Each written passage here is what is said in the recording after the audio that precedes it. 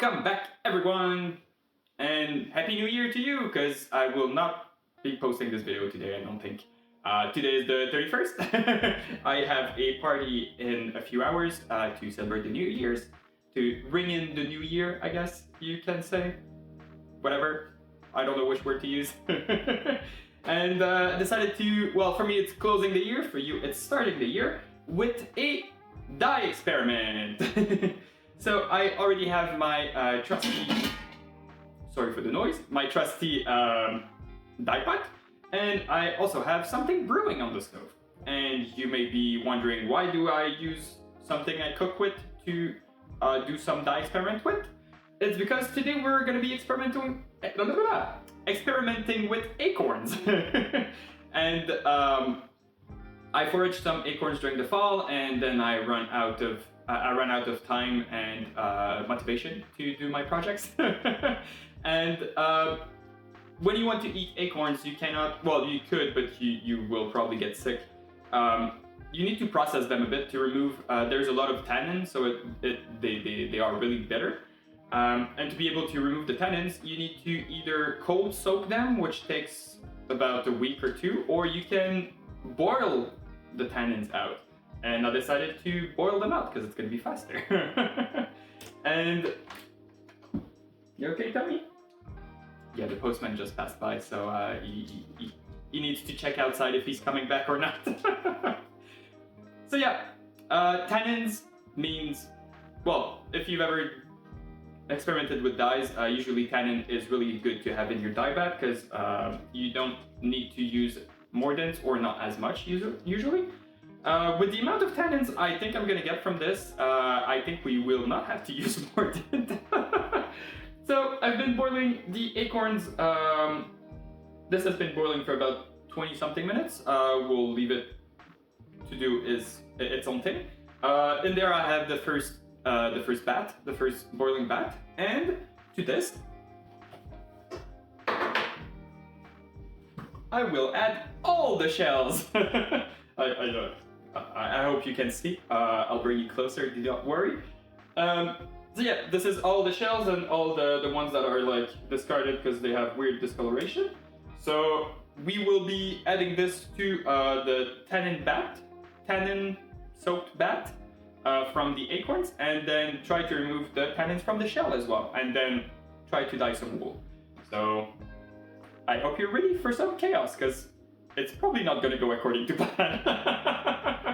Also, the smell is like almost disgustingly sweet. It's the first time I processed acorns, and I did not expect. It smells like, I don't know. For people in Canada, you probably went to a sugar shack in your lifetime, but for everyone else, it smells like super rich dark maple syrup mixed with nuts. So it smells like I'm diffusing like some nuts and maple bark candy thing in my entire house. It smells amazing, but like almost too sweet. But I enjoy the smell. I enjoy the smell for now, and my clothes are probably gonna smell like sugar for the entire New Year's Eve party tonight. But that will not be my problem, it's gonna be someone else's problem. So I'll bring you closer, and we'll prep the shells and the dye bath.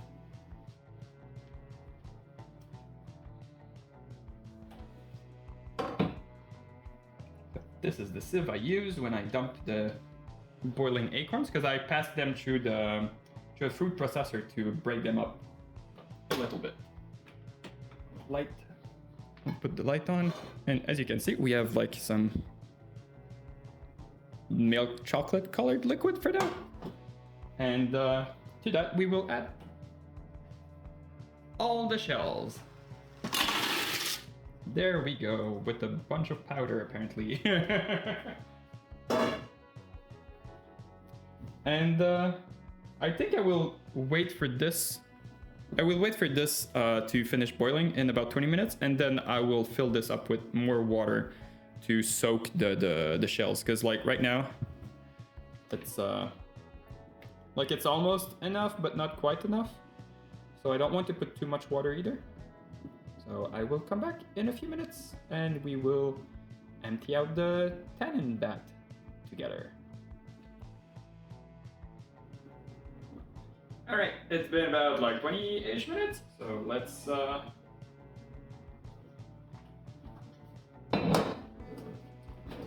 words. Let's strain this water.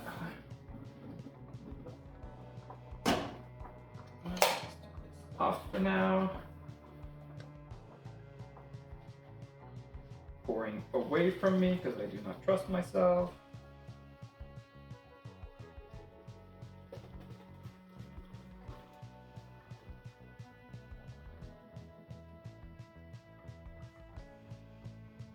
Alright. That's another. That done. Let this drink a bit more. But yeah. Smells so good. That's crazy. I wish I could like somehow make you smell it, but you'll have to imagine the smell. Right. Here and I think I will add a little bit more water in this. Or no, I know what I'll do. This needs another soaking bath at least, so I think I'll wait to do this to have more of the soaking bath. So that way I won't dilute it as much. I think it's the way we're gonna do it. So I'll fill this back up with water and put it back on the stove. And I guess I'll see you again whenever we're ready to start on the dye bath itself. Alright! Oh my god, you're high. Let me back up a little bit. So, as we wait for the acorn to soak more, let's check with Jenny Dean. Yeah, let's check what Jenny Dean. I wasn't sure about the name for a second there. Let's check what Jenny Dean has to say about dyeing with acorn. So she says, to use acorns, crush the acorn, which we already did, well, and soak them for several days. For us, of course, Tommy is now playing with his toys now. For us, instead of soaking for several days, we're extracting the tannins by heat, by boiling it. So she says, soak them for several days before gently simmering for 1 or 2 hours, which we're kind of doing right now. Hopefully it's not gonna kill the colors. Strain off the dye liquid and apply it with gentle heat only. So hopefully we're not killing the color with the boiling. And then she says, an iron modifier gives gray or almost black.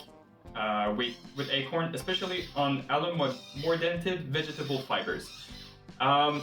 So I have wool and I have cotton, so we could do a half and half dye bath, which would be very interesting. I never dyed vegetable matter. I think we'll do that. So I will prep. I will alum-mordant some cotton, and I think because I'm looking. This is the colors that we can hope for. The first one is like a shade of yellow, which is straight up dye, and then with mordant we're going into like the brownish, and then with mordant and iron. Is it? No, with iron only. This is the mordant. This is the iron. We can have like a shade of green, which is pretty interesting. I think we'll try and aim for that. And then if we do with mordant and iron both together, then we'll get like a shade of reddish brown. So let's try and go for green. We haven't done green really yet, so let's go for green. So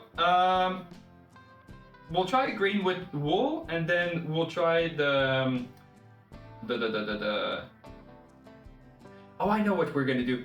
Since we need alum-mordanted cotton for this, we will alum-mordant the cotton on its own, and then in the dye bath we'll put both the wool and mordanted cotton together, which should work, I hope, and not contaminate each other. And then, yeah, both of them need iron. So after that, we'll add some iron to the dye pot, and yeah, we should get something interesting. hopefully it's gonna work and not fail. So this might be like one of the most chaotic experiments I've done so far, but let's cross our fingers and hope for the best. Welcome back, everyone. Well, welcome back. I mean, for me it's been a few days. For you it's been a few minutes. We're now on the 6th, yeah, a few days later. But at the same time, it had time to seep, well, macerate, would it be? Infuse? Try to leach the colors out of the shells a little bit more. And I just heated it up this morning because I found some mold in it, of course, because it's been sitting in there for a few days, a week. So I tried killing the mold like that, and now we're gonna strain it. So let's strain this thing. Oh, and the mold disappeared. That is very good. Let's strain this very chocolatey looking concoction. I'm gonna have enough space in this. Oh, I think we're good. Oh, this is flush. Alright. I'll rinse this. There we go.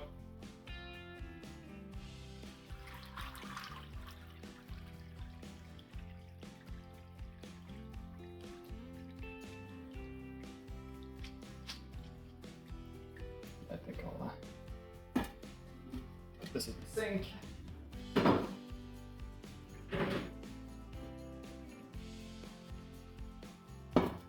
I'm very prepared, as you can see.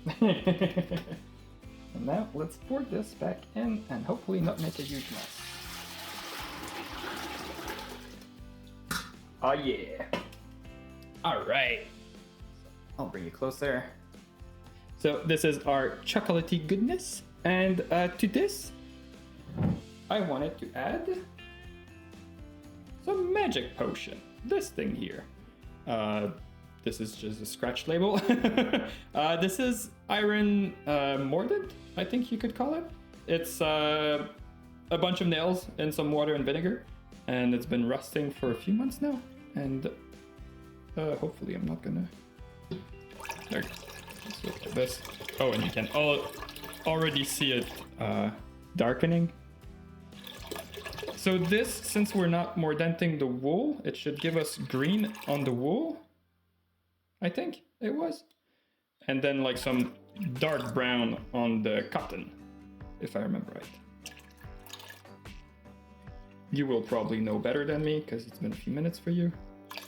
I don't know how much to put, so I think that's gonna be about it. And now for the magic. Let's just steer this maybe a little bit. There you go. It's now super dark. Just show the color. Oh yeah, look at this. It's like, oh, look at this. It's like purple-ish. And then you'll say your jug is purple, but I think it's also everything else turned it purple. All right, let's put our mordanted cotton in this.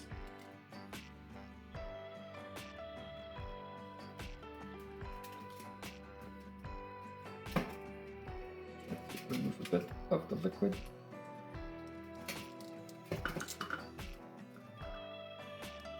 Right, one blob of cotton, please soak.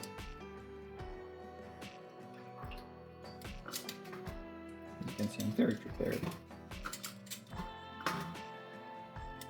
Look at this color; it's already taking it so well.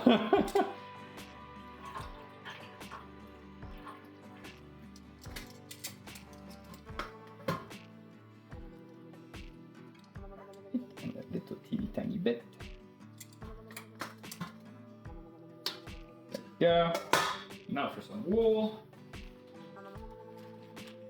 For the wool, we're going for our traditional fin sheep from the local sheeps.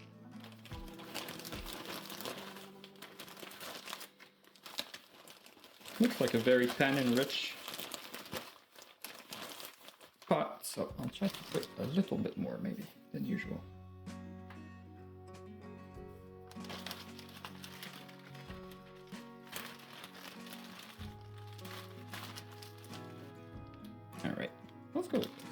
and this little lock here. Now let's press this down, and hopefully it won't, like the alum mordant won't leach from the cotton into the wool too much. It's probably gonna leach somewhat, but I cannot control that. So chaos it is.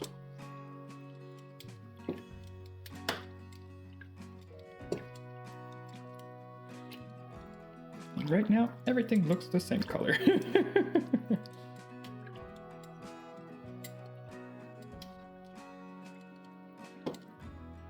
All right. There we go. So my lunchtime is almost over, so I'll put the top back on this, and I will see you later tonight.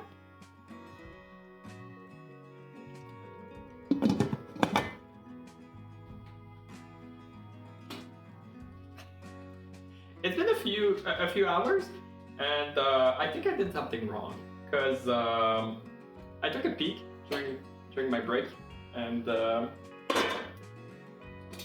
I thought we were gonna get like some greenish tones and brownish tones, but we got black, or at least like very, very dark colors, and like it somehow turned purple slightly. Like I took out this bit from it earlier and like squeezed the water out, and it's like grayish purple. This is wool, by the way. It's like grayish purple, which I don't hate the color. That's just not what I was aiming for. But yeah, surprise! I'll drink this and then do the final reveal, I guess, whenever it's all dried up. Because right now everything looks black, and it took a while to get something that looks something else than black. So yeah, I'll drain it, dry it, and then I'll come back to you guys. So it's definitely not been about 3 weeks now. I think we're on January 22nd, if I'm not mistaken, 21st or 22nd. And yeah, our little floof have all dried up, and let's start reviewing. So, whoops, let's not leave the floof on the ground because someone eats them. Huh? Who am I talking about? So let's start with the cotton, because I think it's the more interesting one. So as you can see, I guess it was folded up a bit. Like it looked very squished in the pot. So the interior is like white in some areas, and then like very, very dark in others, which is pretty interesting. And the color is like, it's not exactly black. It's more like on a purpley side, and the white makes it look almost bluish in some areas, but it's definitely like on the purple hues, which is very interesting because I don't remember, it's been a bit, for you it's not been very long, but let's find what, let's remind ourselves what color we were supposed to get from this. This is Acorn, gold birch, barberry. Is this oak? Yeah, oak. Alright, so. And we want the acorns. Alright, so. We were aiming for a green or a brown. A reddish brown. And we got purple. So, I don't know what went wrong there, but this is like bluish purple, like I said. But for the brownish part, that part we kind of managed it. If I pull on this, it's very dark, it's almost black. Again, like some area is more on the purple side and some are on the browner side, like a reddish brown, which kind of makes sense if it goes towards purple. I don't really know what happened. Maybe it's the fact that I poured way too much iron water in my dye bath. That's probably the cause. But whoops. But yeah, that's our result. And I got some new toys off of Facebook Marketplace. 2 beautiful cards. I I don't know why they're straight. Like if you look, there's no band on it. Like I've seen a lot of people online with like curved cards. Mine are straight for some reason. They're allowed. But I wanted to try them out because you know, new toy, I need to try it. And we got a whole bunch of floof to process now. So let's give this a try. Let's not card our sweater.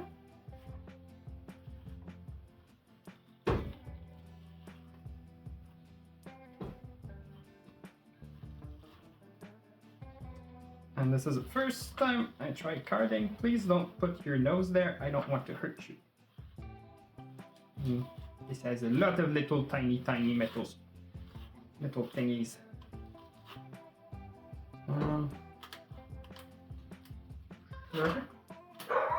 The one thing I know not to do is to like put it like that and then like comb on comb kind of thing. And I heard like you need to put it on the very edge and then like comb the little floof that are hanging. It's kind of working, I think.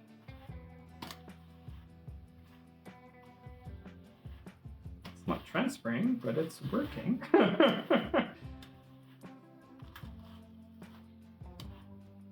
Maybe I need to do this.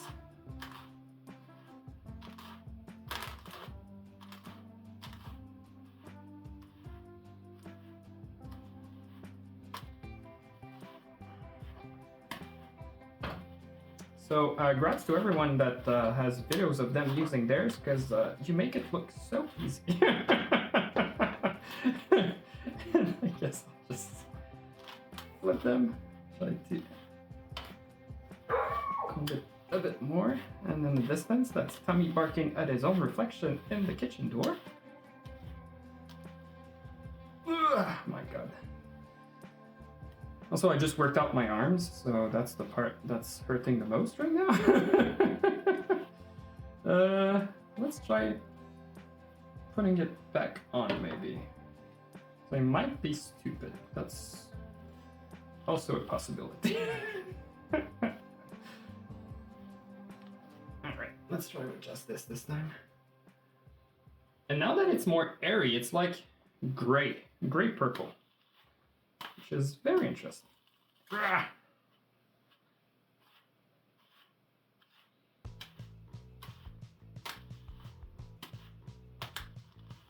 Maybe I just put too much the first try.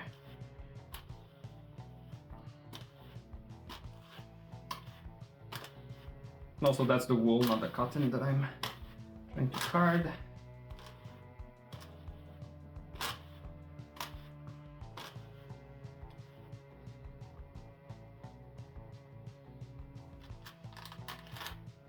Aha!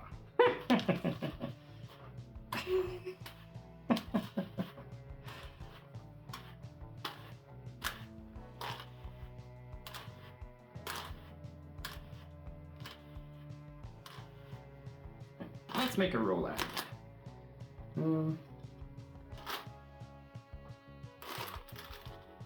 Just like that? Not really, eh?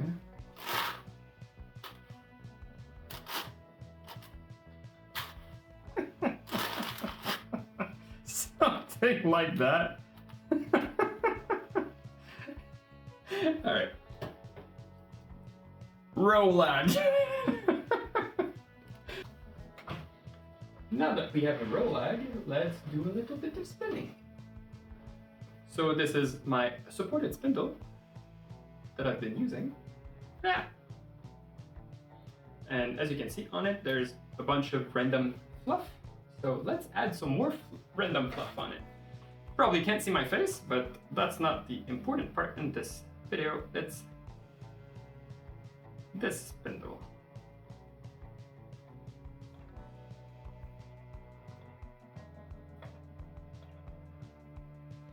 Definitely not the best at spinning, but it's always really fun. And yes, I'm still parking draft. Twist on this. Oops.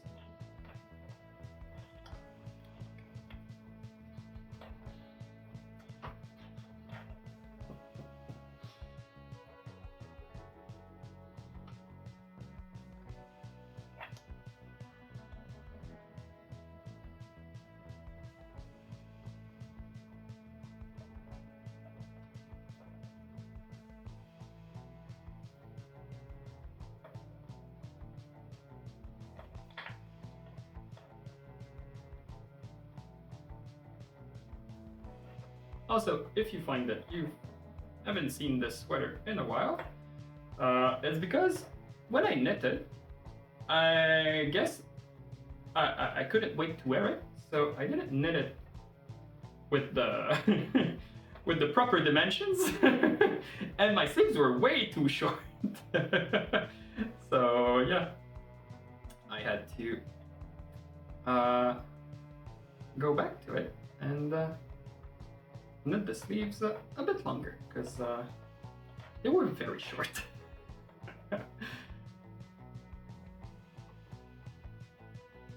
Did a great job with this roll. Like, congrats to me.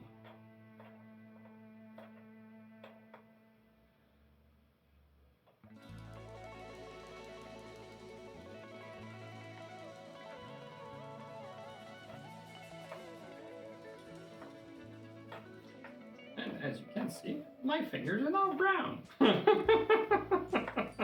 I guess I didn't wash the dye out of this properly. I thought I did, but thank you, Tommy. It's been very cold, so we haven't went outside as much as usual, and Tommy has a lot of energy. A lot of energy. We usually go cross-country skiing, like once a week maybe, something like that. So he gets us running, but that's been like minus 25 recently, so not very good for his little feet. So we've been playing catch inside, which is not the same. Doesn't run as much, and like I have this long corridor that you might have seen in some reveal shots. Well, mainly the one where I knit some socks for Tommy. That was a long corridor that I have, but it's not that long either. So, and he gets bored after a while. I'm like, well, I got it. Can I play with my ball alone now? It just like makes it squeak. So, yeah. Sheepdog with a lot of energy means a barky boy. So, yeah. That's been my life for a few days now. But it should warm up in the next few days. So we'll be able to go play frisbee. I hope you didn't hear me. That's his favorite sport. Even if he almost broke it in half. Looks like a purse now, it has a handle.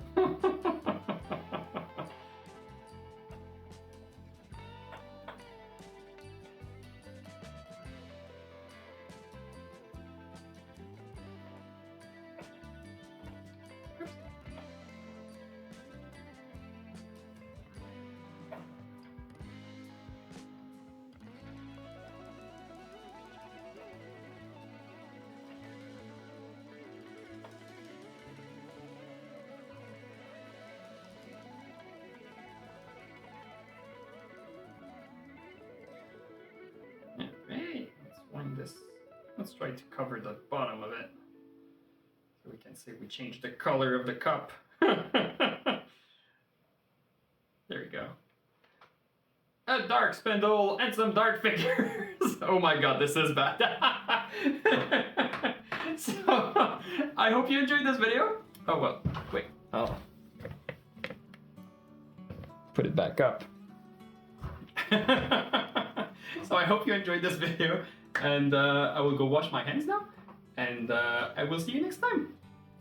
And yeah, if you want to try some dark dyes, acorns. Yes, I did boil them like 5 or 6 times or something like that, but it did work really well. I didn't get the color I was expecting though, but that was a random stray hair. I didn't get the color that I was expecting, but I'm quite happy with the result. This is going to be a very lovely dark yarn to make something out of it. And I've been looking like on YouTube. There's those Shetland wool week wool week, I think. And one of them talks about knitting socks and stuff like that. And there's those very dark socks which is almost like this dark color with like spots of yellows and reds, and I really love it. So I guess if I'm able to get like a beautiful red, like a deep red, I don't have any example on me, not the magenta from my sweater, but like an actual red, it would be amazing. So I guess this summer, our quest is to find something that dyes red. That is not madder, because I don't have madder. Or maybe I could find a supplier that has madder root. But I'd love to find something that's close to me, that's local to me, to create some beautiful red. So yeah, if you have any idea of what could dye red, or a local supplier in Quebec that has madder root, please in the comment below, tell me where I could find it, and or which plant to use. In the wild color book, there's not many reds in it, so. But I'm sure there's some great dye material. I know that like buckthorn family has like very unexpected colors that can get out of like the entire plant, which is one of my goals for this year, because it's an invasive species. So why not? And yeah. So I'll leave you on this. I hope you enjoyed this video, and I will see you next time. Bye bye.